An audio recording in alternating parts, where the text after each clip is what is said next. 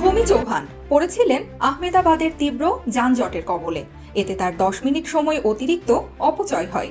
বিমানবন্দরে জ্যাম ঠেলে যতক্ষণে পৌঁছালেন তিনি, ততক্ষণে তার বিমানটি উড়াল দিয়েছে লন্ডনের উদ্দেশ্যে। কিন্তু কে জানতো এই লেট করে পৌঁছায় প্রাণে বেঁচে যাবেন তিনি।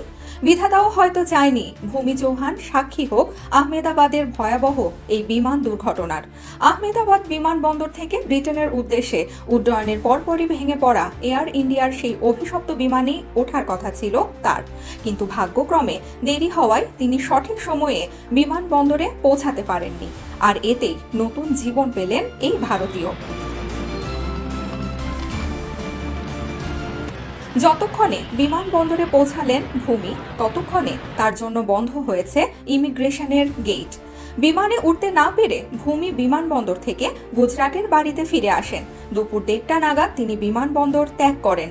এরপরই খবর পান বিমান দুর্ঘটনার। বিধাতার প্রতি আদায় করেন কৃতজ্ঞতা, কারণ আজ 10 মিনিট লেট না হলেই যে তিনিও হয়ে যেতে পারতেন পরপারের বাসিন্দা।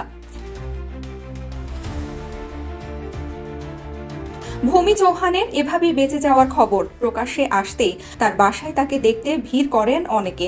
হুমড়ি খেয়ে পড়েন ভারতীয় সংবাদকর্মীরাও। অলৌকিকভাবে বেঁচে যাওয়া প্রসঙ্গে তিনি জানান, যানজটে ফেঁসে যাওয়ায় দেরি হলে আর বিমানে উঠতে পারেননি তিনি। এই বিলম্বই যে তার জীবন বাঁচিয়ে দিল তা কল্পনাও করেননি ভূমি। দুর্ঘটনার খবর পাওয়ার পর ভূমি মানসিকভাবে সম্পূর্ণ বিধ্বস্ত হয়ে পড়েন বলেও জানান গণমাধ্যমকে। আর কাঁপা কাঁপা কণ্ঠে তিনি বলছিলেন, আমি ঈশ্বরের কাছে কৃতজ্ঞ, আমার ঈশ্বরই আমাকে বাঁচিয়েছেন। ভূমি চৌহান ভারতীয় হলেও ব্রিটেনের ব্রিস্টলে তার স্বামীর সাথে বসবাস করেন। সামার ভ্যাকেশনে এসেছিলেন ভারতে জন্মস্থানে ঘুরতে, কিন্তু সেখানে এসেই সাক্ষী হলেন ইতিহাসের।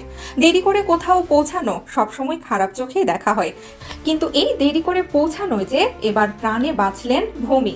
একটু আগে পৌঁছালেই তারও করুণ পরিণতি হতে পারত বিমানটিতে থাকা 242 জনের মতো। যদিও অলৌকিকভাবে এক ব্রিটিশ নাগরিক বেঁচে ফিরেছেন বিধ্বস্ত বিমান থেকে।